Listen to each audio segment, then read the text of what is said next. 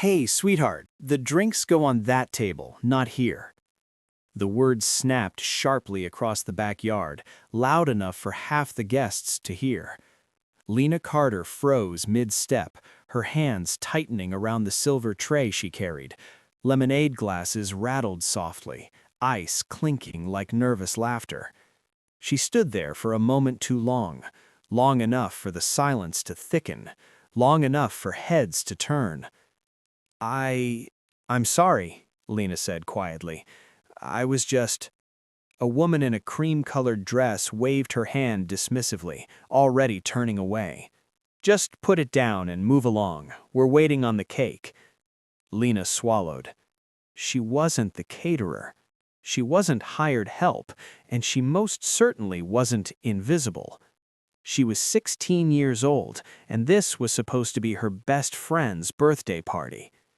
Around her, the backyard buzzed with the low hum of polite conversation. Crystal glasses clinked, lawn chairs scraped against stone. Somewhere near the grill, a man laughed too loudly, the sound sharp and careless. No one corrected the woman. No one said, "That's not her job." No one said, "She's a guest." Lena lowered the tray slowly, setting it on the table exactly where she'd been told. Her fingers trembled, not from fear, but from something heavier, something old, something familiar. Across the yard, balloons swayed in pastel clusters, pink and gold. "Happy 17th, Emily," spelled out in looping letters across the fence. Emily Harper, her best friend since 3rd grade. Lena scanned the crowd instinctively, searching for her. She spotted Emily near the patio doors, laughing with 2 girls from school, her blonde hair curled perfectly, her dress pressed and bright. Emily's mother stood beside her, one manicured hand resting proudly on her daughter's shoulder. Emily hadn't seen what just happened. Or maybe she had and didn't know what to do. A man near the buffet leaned toward his wife and muttered something under his breath. Lena didn't catch the words, but she caught the glance. The slow, assessing look, the kind that decided who belonged where. Her face warmed. "Excuse me," another voice chimed, sharper this time. Lena turned. A tall man in a navy blazer gestured toward the side of the house. "Trash bags are running low near the back. You might want to take care of that before guests notice." For a split second, Lena wondered if she'd misheard him. "I'm sorry?" she asked. He frowned slightly, as if confused by her confusion. "The trash, back there." He pointed again. "We like to keep things tidy." Lena opened her mouth, then closed it. She nodded once. "Of course," she said softly. She walked toward the side yard, every step steady, every breath measured. Her heart beat hard, not fast, but heavy, like it was carrying something too big for her chest. Behind her, the party went on. No one stopped her. No one asked her name. No one asked why a teenager in a summer dress was being treated like staff. At the side of the house, Lena paused near the trash bins, her hands resting against the cool brick wall. The noise of the party dulled here, replaced by the hum of the pool filter in distant traffic. She stared at the ground for a moment. Then she closed her eyes. This wasn't new. It was never new. It was the teacher who assumed she was lost when she walked into advanced classes, the store clerk who followed her down every aisle, the parent who asked whose ride she was waiting for at school events. And now this, a birthday party, a backyard full of smiling adults, and a quiet, unspoken agreement about where she belonged. She straightened her shoulders. Inside the house, Emily's mother clapped her hands. "All right, everyone, cake time!" Lena took a slow breath and turned back toward the yard. As she stepped into view again, another woman intercepted her. Older, pearls at her neck, lips pursed politely. "Oh, good. Can you bring the cake out now? We're ready." Lena stopped. "I don't work here," she said. The woman blinked. "Oh." A pause, then a thin smile. "Well, you're already helping." Helping. Lena looked around the yard, at the adults seated comfortably, at the children laughing, at the perfect decorations and expensive catering. Then she looked the woman in the eye. "I'm Emily's guest. I was invited." The woman laughed lightly, as if Lena had made a joke. "Yes, dear, of course you were." She reached past Lena toward the patio doors. "Someone needs to carry it." Something shifted inside Lena then. Not anger, clarity. She stepped aside deliberately. "I think Emily should." The woman stiffened. Across the yard, Emily finally looked up. Their eyes met. For the first time that afternoon, Lena stood alone, empty-handed, shoulders squared, and a face composed in a way that didn't match the party around her. Emily frowned. "Mom," she called. The adults turned. "What's going on?" The woman with the pearls opened her mouth to answer, but Lena spoke first. Clear, calm, unapologetic. "I've been mistaken for the help all afternoon, and I just wanted to make sure everyone knew I'm not." The backyard went quiet, too quiet. Glasses paused mid-air. Conversations died unfinished. Every adult suddenly aware of themselves. Emily's mother stared at Lena, color draining from her smile. "What do you mean?" she asked. Lena didn't raise her voice. She didn't cry. She didn't explain herself. She simply stood there and waited. For a moment, no one moved. It was the kind of silence that didn't feel accidental, the kind that pressed down on everyone present, heavy with discomfort and unspoken judgment. Even the music playing softly from the backyard speakers seemed too loud now, its cheerful notes painfully out of place. Emily stood frozen near the patio doors, her smile gone, eyes darting between her mother and Lena.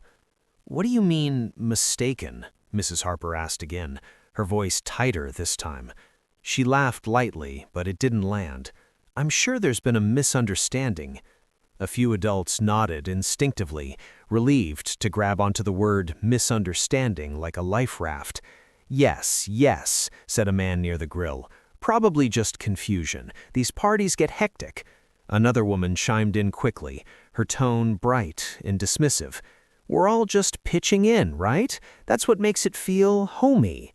Lena listened without reacting. She had learned long ago that adults often talked around the truth rather than to it.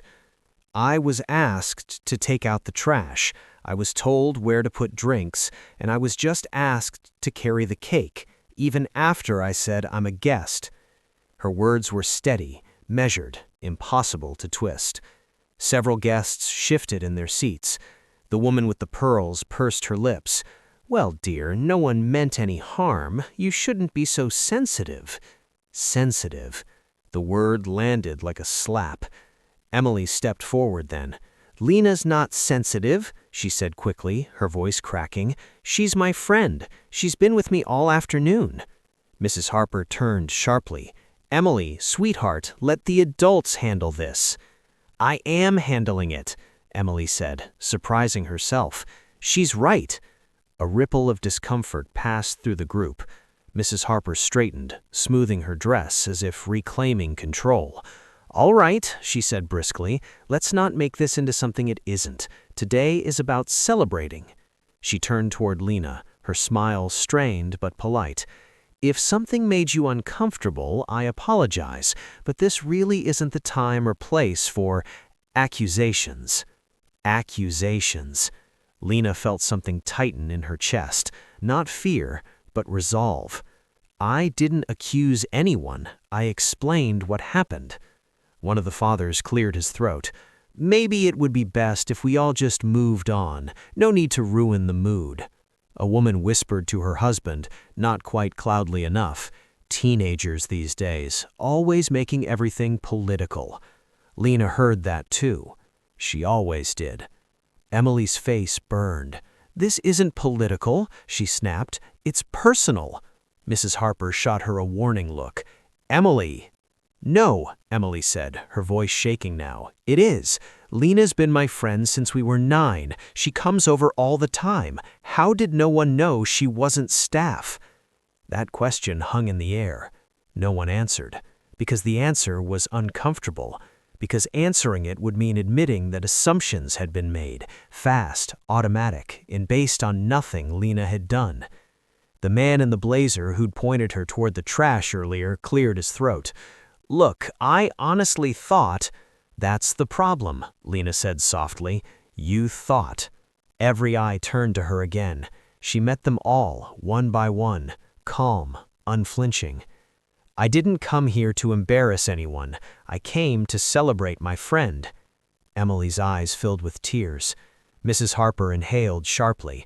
"All right," she said briskly, "let's not make this into something it isn't. Today is about celebrating." She turned toward Lena, her smile strained but polite. "If something made you uncomfortable, I apologize, but this really isn't the time or place for accusations." Accusations. Lena felt something tighten in her chest, not fear, but resolve. "I didn't accuse anyone. I explained what happened." One of the fathers cleared his throat. "Maybe it would be best if we all just moved on. No need to ruin the mood." A woman whispered to her husband, not quite cloudly enough. "Teenagers these days, always making everything political." Lena heard that too. She always did. Emily's face burned. "This isn't political," she snapped. "It's personal." Mrs. Harper shot her a warning look. "Emily!" "No," Emily said, her voice shaking now. "It is. Lena's been my friend since we were 9. She comes over all the time. How did no one know she wasn't staff?" That question hung in the air. No one answered, because the answer was uncomfortable, because answering it would mean admitting that assumptions had been made, fast, automatic, and based on nothing Lena had done. The man in the blazer who'd pointed her toward the trash earlier cleared his throat. "Look, I honestly thought—" "That's the problem," Lena said softly. "You thought." Every eye turned to her again. She met them all, one by one, calm, unflinching. "I didn't come here to embarrass anyone. I came to celebrate my friend." Emily's eyes filled with tears. Mrs. Harper inhaled sharply. "All right," she said briskly, "let's not make this into something it isn't. Today is about celebrating." She turned toward Lena, her smile strained but polite. "If something made you uncomfortable, I apologize, but this really isn't the time or place for accusations." Accusations. Lena felt something tighten in her chest, not fear, but resolve. "I didn't accuse anyone. I explained what happened." One of the fathers cleared his throat. "Maybe it would be best if we all just moved on. No need to ruin the mood." A woman whispered to her husband, not quite cloudly enough. "Teenagers these days, always making everything political." Lena heard that too. She always did. Emily's face burned. "This isn't political," she snapped. "It's personal." Mrs. Harper shot her a warning look. "Emily!" "No," Emily said, her voice shaking now. "It is. Lena's been my friend since we were 9. She comes over all the time. How did no one know she wasn't staff?" That question hung in the air. No one answered, because the answer was uncomfortable, because answering it would mean admitting that assumptions had been made, fast, automatic, and based on nothing Lena had done. The man in the blazer who'd pointed her toward the trash earlier cleared his throat. "Look, I honestly thought—" "That's the problem," Lena said softly. "You thought." Every eye turned to her again. She met them all, one by one, calm, unflinching. "I didn't come here to embarrass anyone. I came to celebrate my friend." Emily's eyes filled with tears. Mrs. Harper inhaled sharply. "All right," she said briskly, "let's not make this into something it isn't. Today is about celebrating." She turned toward Lena, her smile strained but polite. "If something made you uncomfortable, I apologize, but this really isn't the time or place for accusations." Accusations. Lena felt something tighten in her chest, not fear, but resolve. "I didn't accuse anyone. I explained what happened." One of the fathers cleared his throat. Maybe it would be best if we all just moved on. No need to ruin the mood. A woman whispered to her husband, not quite cloudly enough. Teenagers these days, always making everything political. Lena heard that too. She always did. Emily's face burned. This isn't political, she snapped. It's personal. Mrs. Harper shot her a warning look. Emily. No, Emily said, her voice shaking now. It is. Lena's been my friend since we were 9. She comes over all the time. How did no one know she wasn't staff? That question hung in the air. No one answered, because the answer was uncomfortable, because answering it would mean admitting that assumptions had been made, fast, automatic, and based on nothing Lena had done. The man in the blazer who'd pointed her toward the trash earlier cleared his throat. Look, I honestly thought— That's the problem, Lena said softly. You thought. Every eye turned to her again. She met them all, one by one, calm, unflinching. I didn't come here to embarrass anyone. I came to celebrate my friend. Emily's eyes filled with tears. Mrs. Harper inhaled sharply. All right, she said briskly. Let's not make this into something it isn't. Today is about celebrating. She turned toward Lena, her smile strained but polite. If something made you uncomfortable, I apologize, but this really isn't the time or place for accusations. Accusations. Lena felt something tighten in her chest, not fear, but resolve. I didn't accuse anyone. I explained what happened. One of the fathers cleared his throat. Maybe it would be best if we all just moved on. No need to ruin the mood. A woman whispered to her husband, not quite cloudly enough. Teenagers these days, always making everything political. Lena heard that too. She always did. Emily's face burned. This isn't political, she snapped. It's personal. Mrs. Harper shot her a warning look. Emily. No, Emily said, her voice shaking now. It is. Lena's been my friend since we were 9. She comes over all the time. How did no one know she wasn't staff? That question hung in the air. No one answered, because the answer was uncomfortable, because answering it would mean admitting that assumptions had been made, fast, automatic, and based on nothing Lena had done. The man in the blazer who'd pointed her toward the trash earlier cleared his throat. Look, I honestly thought— That's the problem, Lena said softly. You thought. Every eye turned to her again. She met them all, one by one, calm, unflinching. I didn't come here to embarrass anyone. I came to celebrate my friend. Emily's eyes filled with tears. Mrs. Harper inhaled sharply. All right, she said, voice clipped. Let's all take a breath.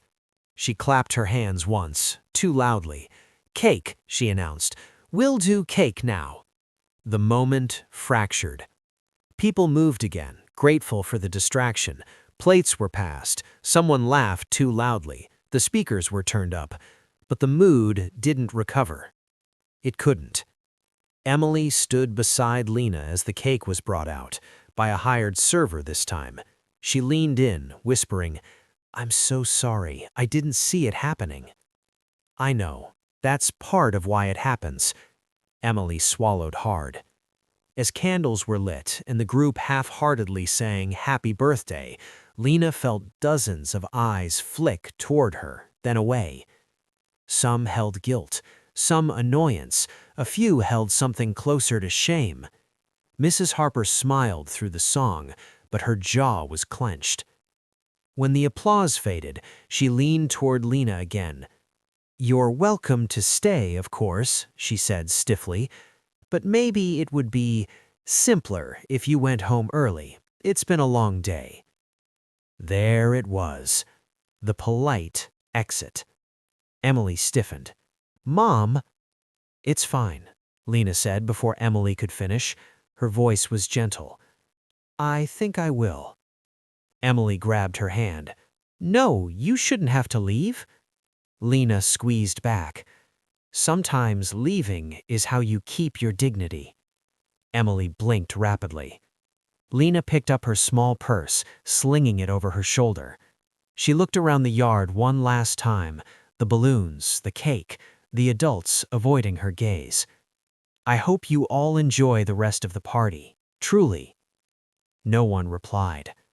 As Lena walked toward the gate, she felt the weight of every unspoken thought pressing into her back. Behind her, Mrs. Harper exhaled sharply. Honestly, the drama. Emily spun on her. "Mom, stop." "Excuse me?" "You're embarrassed because she said something out loud. That doesn't make her wrong." Mrs. Harper's face hardened. "You don't understand how things work yet." "Then explain it to me. Explain why everyone assumed she worked here." No answer came. Across the street, Lena paused for a moment before continuing down the sidewalk.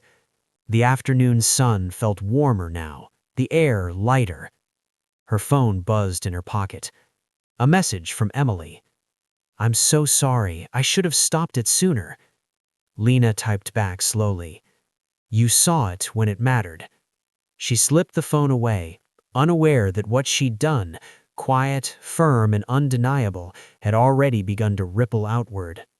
Inside the Harper backyard, the party continued, but something fundamental had cracked, and none of the adults could quite pretend it hadn't. The party didn't end when Lena walked out. It thinned, like air slowly leaking from a room no one wanted to admit had been punctured. People lingered longer than they meant to, hovering near the snack table or pretending to check their phones. Conversations restarted, but none of them landed quite right. Laughter sounded forced, smiles didn't reach eyes. Mrs. Harper stood near the patio doors, gripping a plastic cup she hadn't taken a sip from. Her jaw was tight, her posture rigid, the unmistakable stance of someone trying to regain control of a moment that had slipped through her fingers. "Well," she said finally, clapping once again, sharper this time, "that was unnecessary." A few heads nodded automatically. "Yes," the woman with pearls agreed, leaning closer. "Teenagers can be so dramatic. Everything has to be a statement now." "Exactly," another parent added. "We were just trying to help things run smoothly." Emily heard every word. She stood near the edge of the yard, arms crossed tightly over her chest, eyes burning. She hadn't moved since Lena left. It felt wrong to laugh, wrong to eat cake, wrong to pretend this was just another birthday afternoon. Her father cleared his throat. "Let's not overthink it. No one intended any offense." Emily turned to him sharply. "Intent doesn't erase impact." Several adults looked startled. Mrs. Harper spun toward her. "Emily, enough. You're being disrespectful." "No," Emily said, her voice steadier than she felt. "I'm being honest." A hush fell again. Mrs. Harper lowered her voice, the way she always did when she wanted to sound reasonable. "Sweetheart, you don't understand how guests and staff can get mixed up at events like this. It happens." Emily stared at her. "It never happens to me." That landed harder than shouting ever could. Mrs. Harper opened her mouth, then closed it. No one stepped in, because everyone understood what Emily meant. The man in the blazer, the one who had first pointed Lena toward the trash, shifted uncomfortably. "Look, I genuinely thought she was helping out. She was already carrying plates." Emily snapped her gaze toward him. "Because you handed them to her." He blinked. I didn't mean." "That's the point. You didn't mean anything. You just assumed." Her mother inhaled sharply. "Emily, go inside." "No," Emily said quietly. "I'm staying right here." A long pause. Finally, Mrs. Harper exhaled, smoothing her hair. "All right, let's all just calm down. This has gotten blown out of proportion." But even as she said it, the words sounded hollow. Across the yard, two women whispered to each other.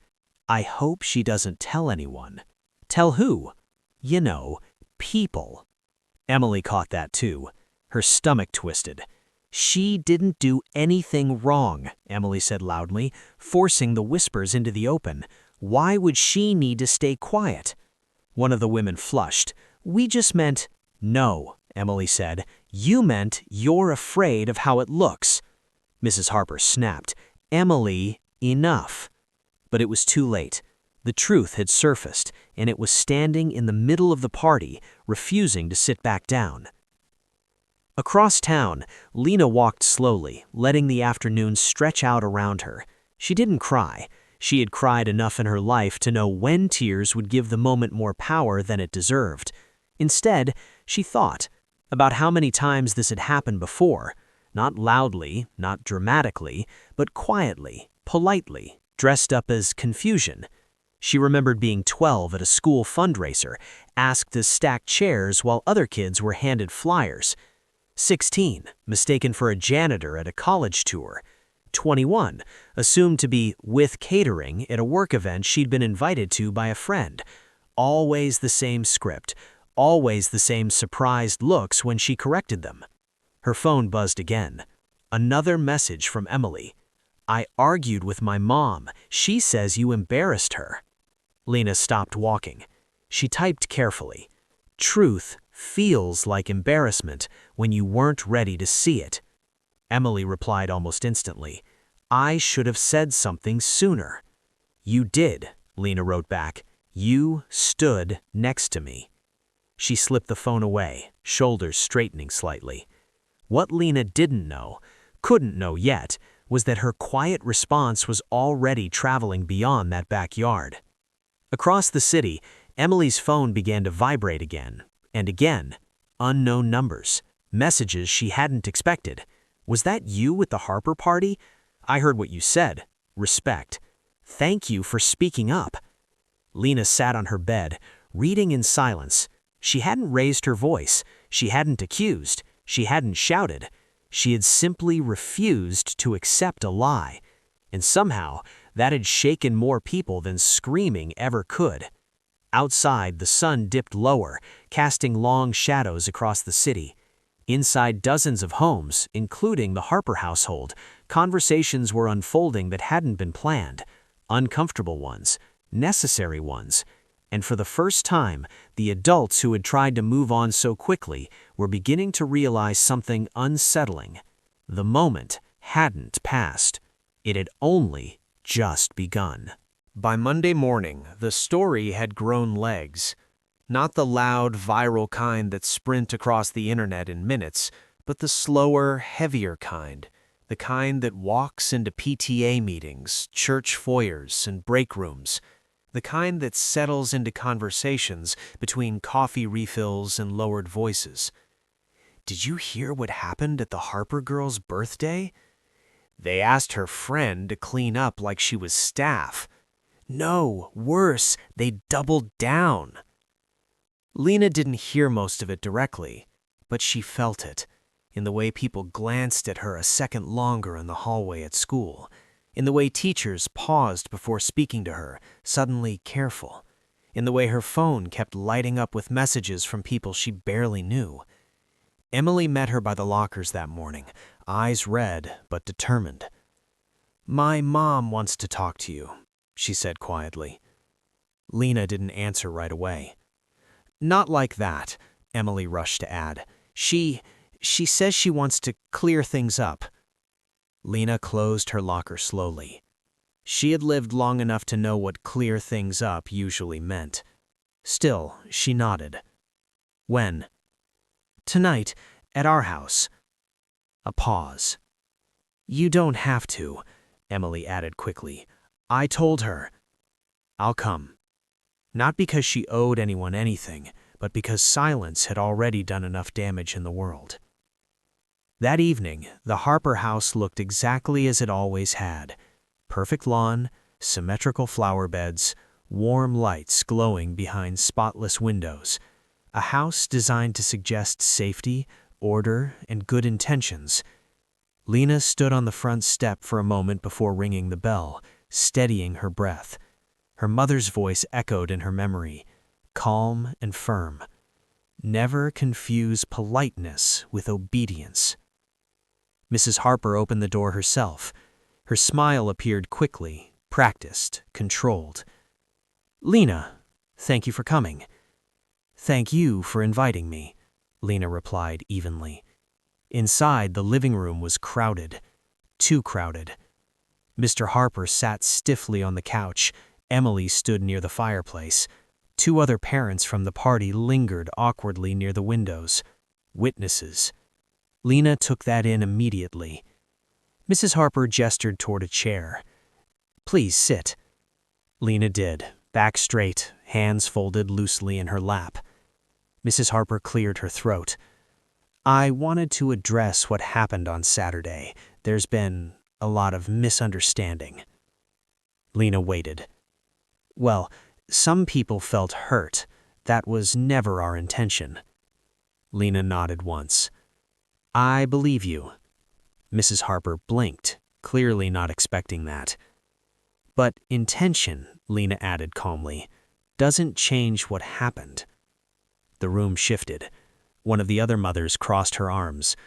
"We just thought—" "I know what you thought," Lena said gently, turning to her. "That's the problem." Silence fell. Mrs. Harper's smile thinned. "Lena, I think we all agree this became bigger than it needed to be." Emily spoke up. "It became big because no one stopped it." Her mother shot a warning look. Lena raised a hand slightly. "May I say something?" Mrs. Harper hesitated, then nodded. Lena stood. She didn't pace, she didn't gesture wildly, she simply stood where she was, grounding herself in the moment. "I didn't come here to accuse anyone, and I didn't come for an apology that feels forced." Mrs. Harper stiffened. "I came because something happened that keeps happening, quietly, politely, over and over, and people pretend it's accidental." She looked around the room, meeting each adult's eyes in turn. "I was invited as a guest. I dressed like a guest. I arrived with a gift."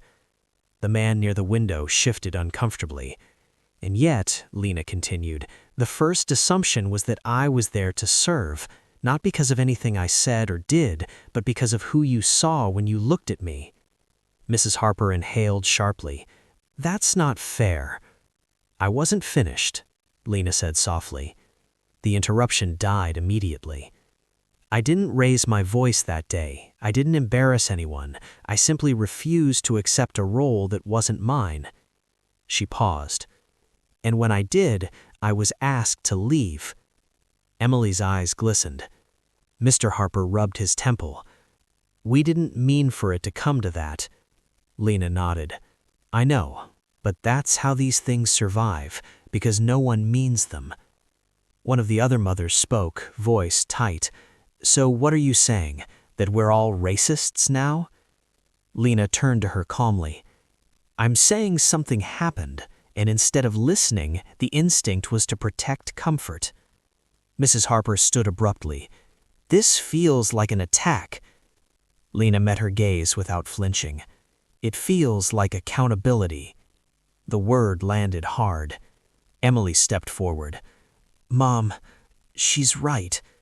Her mother looked at her daughter as if seeing her for the first time. "I was embarrassed, not because of Lena, because of us." The room went still. Mrs. Harper's face tightened. "Emily." "No, let her finish." Lena's chest rose and fell slowly. "I didn't walk out because I was angry.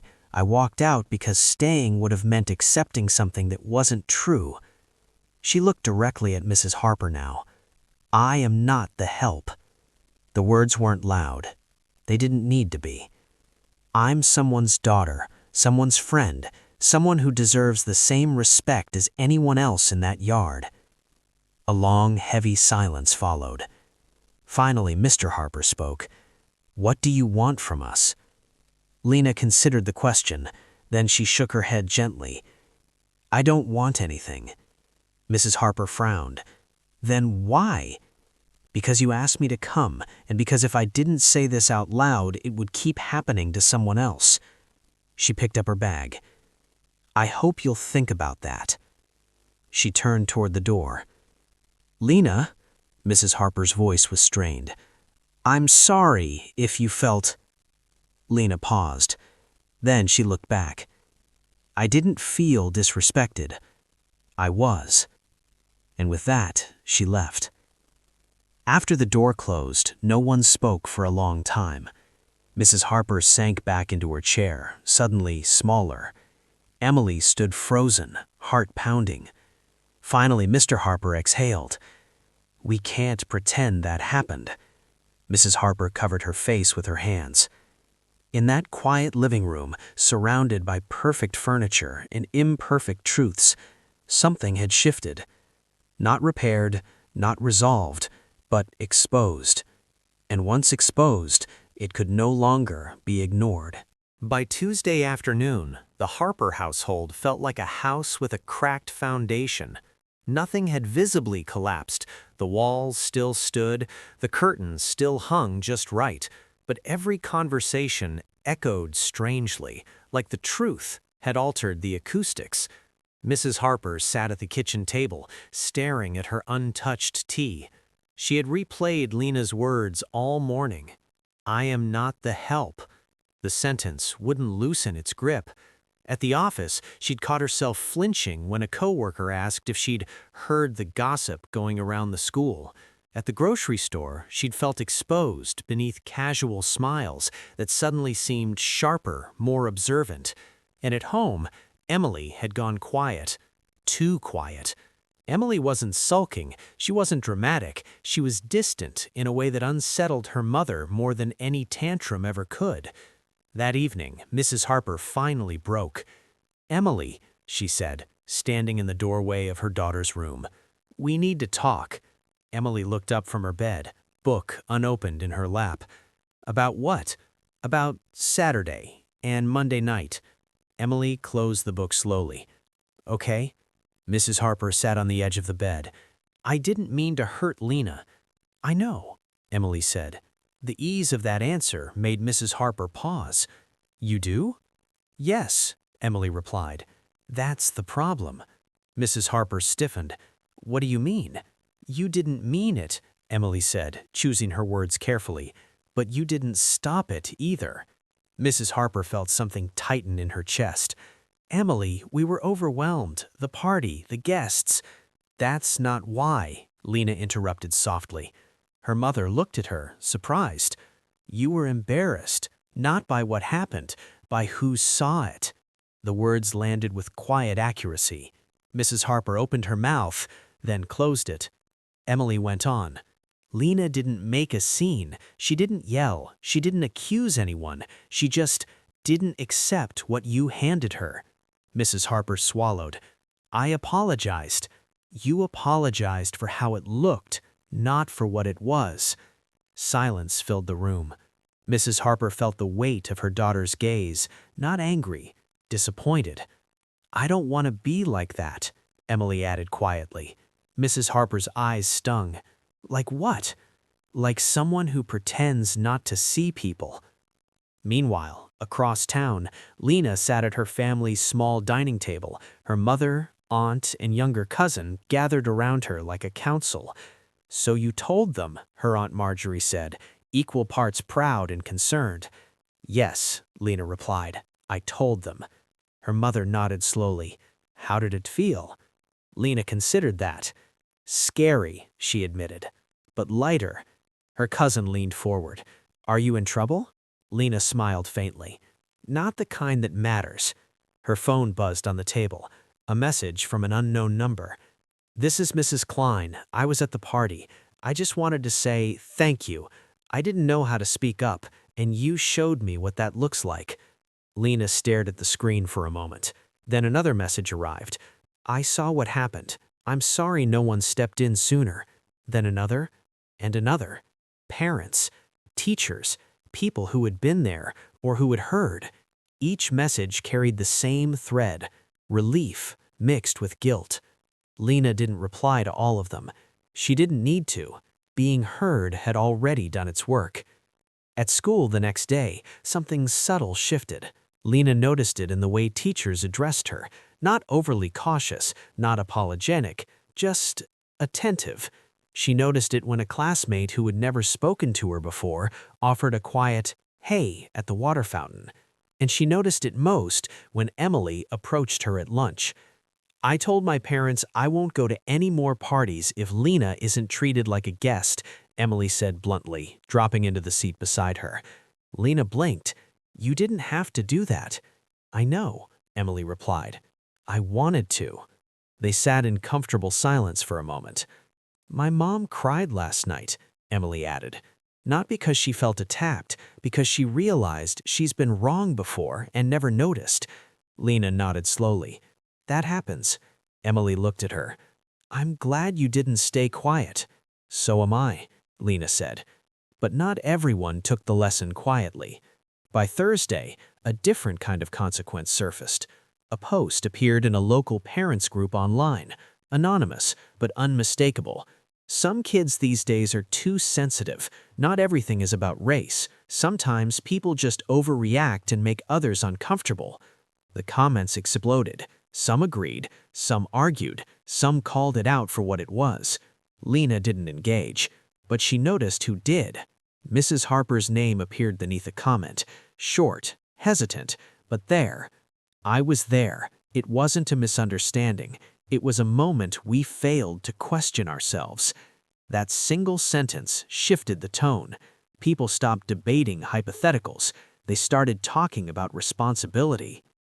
That night, Mrs. Harper stood in front of her bathroom mirror, staring at her reflection. She didn't see a villain. She saw a woman who had benefited from silence and mistaken it for innocence. She thought of Lena's calm voice. "I didn't feel disrespected. I was." Mrs. Harper exhaled shakily. She picked up her phone, typed, deleted, typed again, then finally pressed send. "Lena, this is Mrs. Harper. I know I don't deserve your time. I just want you to know, I hear you now." The reply didn't come immediately. When it did, it was simple. "Thank you for listening." Mrs. Harper set the phone down, hands trembling. Listening. It sounded easy. It wasn't, but it was the first real consequence, the kind that couldn't be smoothed over, forgotten, or defended away. And once listening began, nothing stayed the same. By the weekend, the story had taken on a life of its own. Not loud, not viral in the way scandals usually went. No news vans, no headlines splashed across screens. Instead, it moved quietly, through conversations at church potlucks, through murmured exchanges at soccer games, through parents leaning closer to one another at pickup lines. "Did you hear about what happened at the Harper party? I heard the girl handled it with more grace than most adults.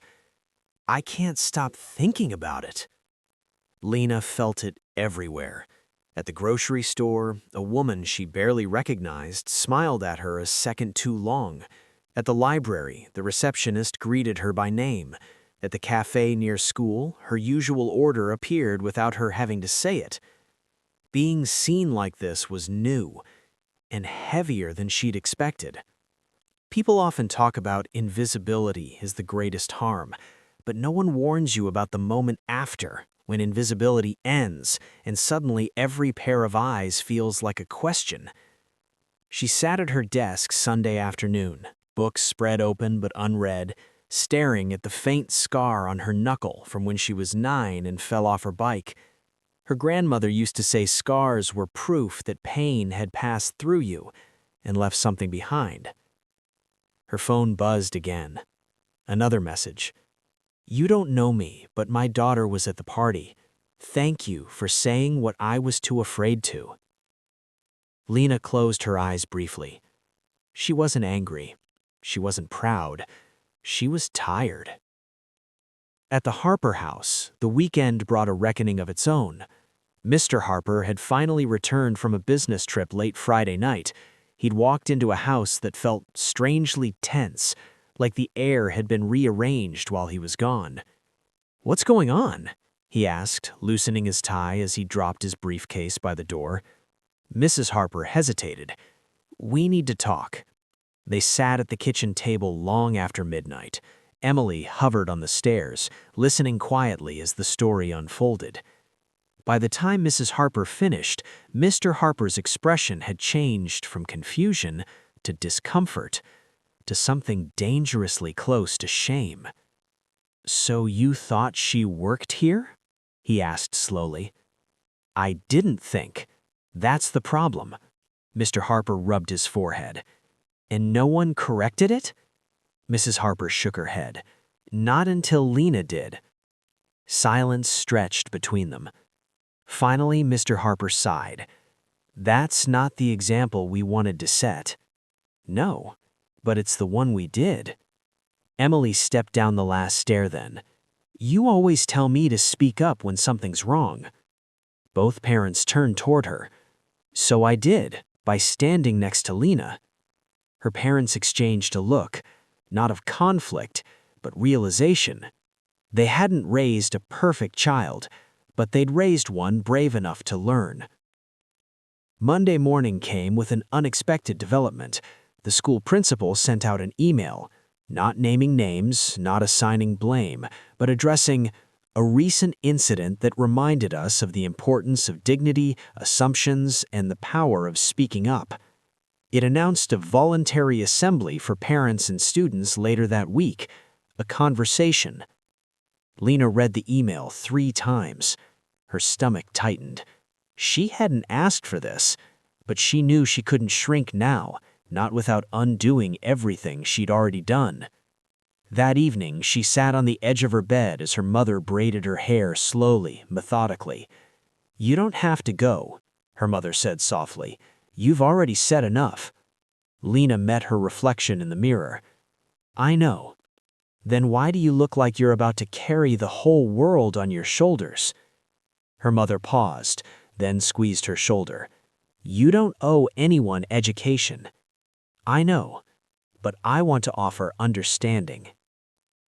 The assembly was held in the school auditorium, the kind with squeaky seats and faded curtains that smelled faintly of dust and old applause. Parents filled the rows. Students sat together, whispering nervously. Lena sat beside Emily, hands folded in her lap. She could feel eyes on her, not hostile, curious, expectant. The principal spoke first, measured, calm, careful not to center himself. Then a counselor talked about unconscious bias. Then silence fell. "We've invited a student who experienced something difficult recently. She's agreed to speak, not because she has to, but because she chose to." Lena stood. The room seemed to tilt slightly as she walked to the microphone. She didn't rush. She didn't hesitate. She looked out over the crowd, adults who had raised children, children who were learning what adults taught them by example. "I wasn't angry at the party," Lena began. "I was tired." A murmur rippled through the room. "I've been mistaken for things before. It happens when people don't look all the way at you, just at what they expect." She paused. "I didn't say anything that day to embarrass anyone. I said it because staying quiet would have taught me something I didn't want to believe." She took a breath. "That my comfort mattered less than someone else's assumptions." The room was silent now. "I don't want apologies. I want awareness, because the next time it might be someone younger, or quieter, or more afraid." She stepped back from the microphone. No applause, just something deeper. Recognition. Afterward, parents lingered in clusters. Some approached Lena cautiously. Some simply nodded. One older man wiped his eyes and whispered to his wife, "I wish someone had said that to me 40 years ago." Mrs. Harper stood at the edge of the room watching Lena talk with a group of students. "She's extraordinary," someone murmured beside her. Mrs. Harper nodded. "Yes, and she shouldn't have had to be." That night, Lena lay awake, staring at the ceiling fan as it clicked softly overhead. Her phone lay face down on the nightstand. She thought about how easily things could have gone differently, how she could have laughed it off, stayed quiet, gone home with a knot in her chest and called it maturity. Instead, she'd chosen honesty, and honesty had weight, but it also had direction. People still argue about moments like these, whether they're too much, whether they make others uncomfortable, whether silence would be easier. But Lena knew something now she hadn't before. Discomfort passes, silence teaches nothing, and sometimes the quietest response is the one that echoes the longest. Time didn't erase what happened. It softened it, the way water smooths sharp edges, but it didn't wash it away. For Lena, the weeks after the assembly felt strangely suspended, like she was living in the pause between chapters. Life resumed its normal rhythm: school bells, homework, choir practice, grocery runs with her mother. On the surface, everything looked the same, but underneath, something fundamental had shifted. People listened to her differently now. Teachers paused before speaking, choosing words with more care. Classmates asked questions they'd never asked before, not just about the party, but about history, about fairness, about things they admitted they'd never really thought about. Lena didn't become louder, she became steadier. And that steadiness unsettled some adults far more than anger ever could. At the Harper household, the reckoning continued in quieter ways. Mrs. Harper found herself replaying the moment over and over, not the confrontation, but what came before it. The ease with which she'd assumed, the comfort of not having to question herself. She noticed it now everywhere. The way she spoke to waitstaff, the way she clutched her purse when unfamiliar faces passed, the way she praised herself for not meaning harm while never asking who bore the weight of that meaning. One afternoon, she stood in the kitchen holding an invitation card, a handwritten apology she'd started and stopped half a dozen times. "I don't want to make it about me," she said aloud, though no one was there. That was the problem.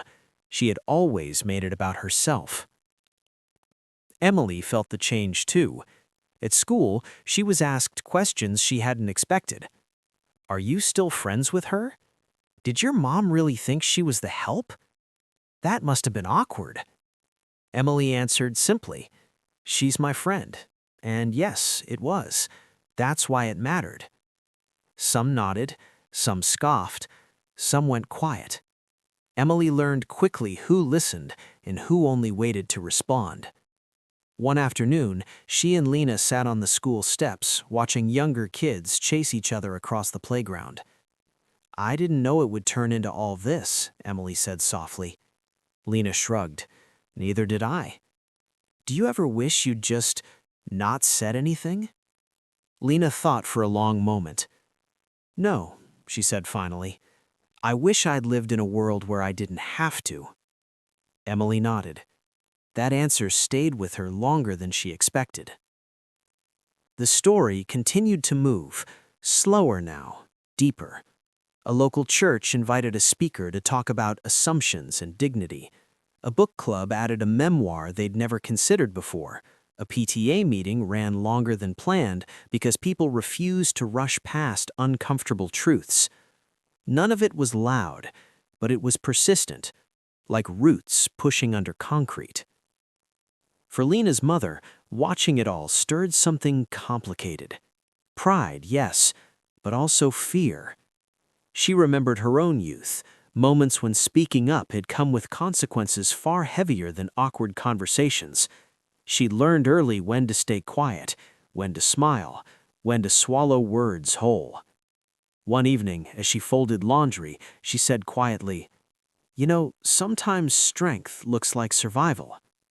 Lena looked up from the couch, "And sometimes survival looks like changing things." Her mother smiled, sad, proud, reflective. "You sound like your grandmother." Lena felt a warmth spread through her chest at that. A month later, a letter arrived. Not an email, not a text. A letter. Lena recognized the address immediately. The Harper home. She didn't open it right away. She set it on the table, staring at it as if it might speak first. When she finally unfolded the paper, the handwriting was careful, slower than usual. "Lena, I've rewritten this more than I can count, not because I don't know what to say, but because I don't want to say it wrong. What I did came from habit, not hatred. But habit can still harm. I won't ask you to forgive me. That's not mine to request. I want you to know that you changed how I see, not just you, but myself. I am trying to do better, even when it's uncomfortable, especially then. Mrs. Harper." Lena read it twice, then folded it carefully and placed it back in the envelope. She didn't feel triumphant. She felt complete. At school, life moved forward. New projects, new friendships, new tensions. But something lingered, a quiet recalibration. Students interrupted jokes that crossed lines. Teachers paused discussions to invite different voices. Parents listened more than they spoke, at least some of them. It wasn't perfect, it wasn't fast, but it was real. One afternoon, Lena volunteered at the community center, helping younger kids with reading. A little girl tugged her sleeve and whispered, "My mom says you're brave." Lena smiled gently. "I'm just honest." The girl considered this. "Is that hard?" "Sometimes," Lena admitted, "but it gets easier." The girl nodded solemnly, as if storing the thought for later. For the adults watching from the sidelines, parents, grandparents, teachers, the story landed differently. It wasn't about a party anymore. It was about memory, about how many times they'd been silent, how many times they'd assumed, how often they'd mistaken comfort for kindness. Some felt defensive. Others felt regret. A few felt something close to relief that the next generation might name what they never could. On a quiet Sunday afternoon, Lena sat on her grandmother's old porch, the wood creaking beneath her chair. She opened the same worn notebook she used for school notes, but today she wrote something else. Not an essay, not a speech, just a sentence. "I spoke because silence had already spoken for too long." She closed the notebook.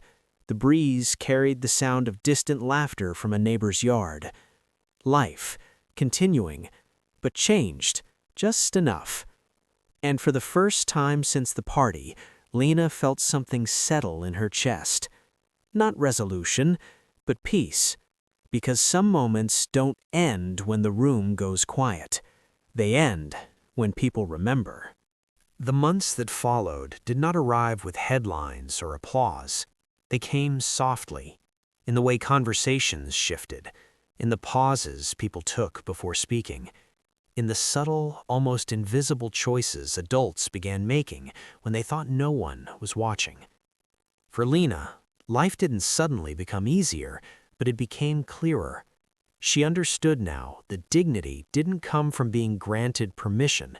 It came from knowing who you were, even when others tried to define you smaller than that. And that knowledge stayed with her. Spring arrived early that year. Dogwoods bloomed along the sidewalks, their white petals scattering like confetti in the breeze. At school, seniors buzzed about college acceptances and future plans. Teachers talked about finals, about the real world, about responsibility.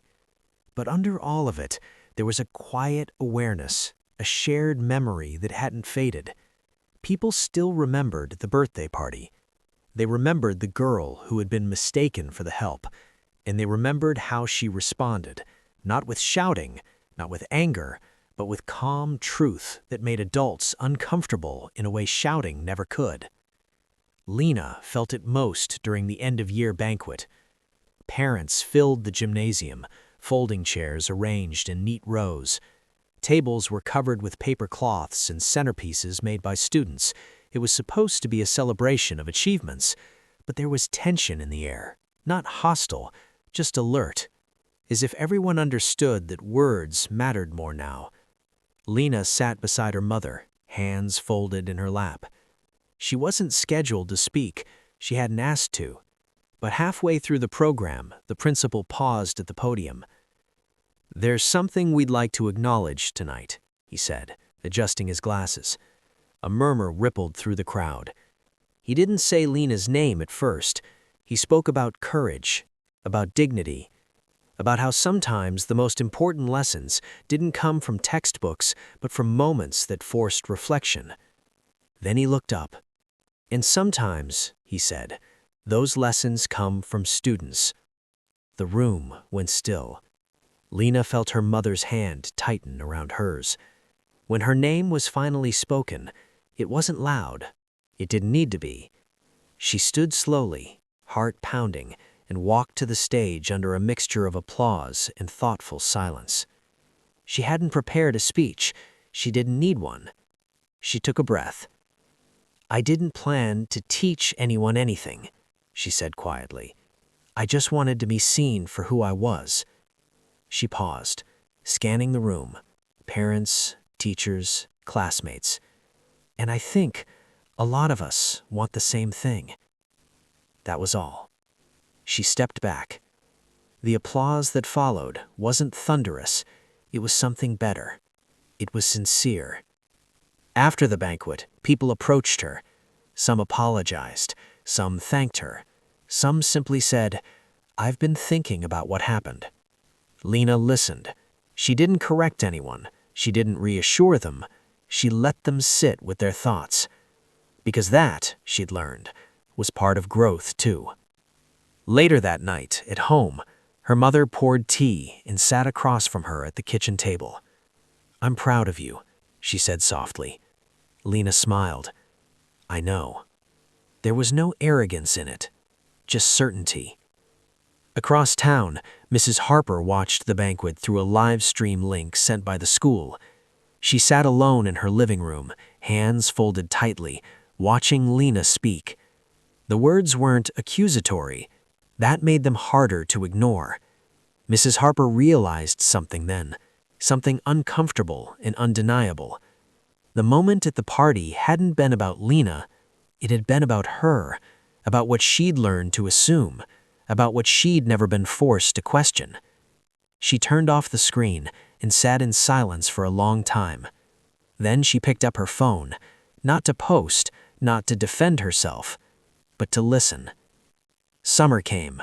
Lena started volunteering more, helping younger kids, tutoring at the library, spending afternoons with her grandmother, listening to stories that stretched back decades, stories of resilience, of survival, of moments when speaking up wasn't safe. "You're lucky," her grandmother told her one afternoon. Not because it was easy, but because someone listened. Lena thought about that, about how many people before her hadn't been heard, and how responsibility came with being heard now. At the start of the new school year, things felt different. Not perfect, but better. There were still jokes that crossed lines, still moments of ignorance, still discomfort. But there was also interruption, correction, awareness, and that mattered. One day, Lena overheard a younger student being mistaken for staff at a school event. Before she could speak, another student stepped in. "She's a guest, like everyone else," they said firmly. Lena didn't say a word. She didn't need to. On the anniversary of the party, Lena sat alone on her bed, scrolling through old photos. She paused on one, herself at that birthday, standing quietly near the edge of the room. She remembered how small she had felt, how invisible. She closed the photo, then opened a new document on her laptop. She began to write, not about the party, about what came after, about the power of restraint, about the strength of naming truth without cruelty, about how dignity doesn't need permission. She titled it simply, Seen. The story didn't end with forgiveness or dramatic redemption. It ended with memory, with people remembering to look again, to ask instead of assume, to pause before assigning roles that didn't belong. It ended with a girl who refused to shrink, and in doing so, made the world around her expand just enough. And for those watching, especially those who had lived long enough to recognize old patterns, it was a reminder. Change doesn't always shout. Sometimes it stands quietly and waits for the room to catch up.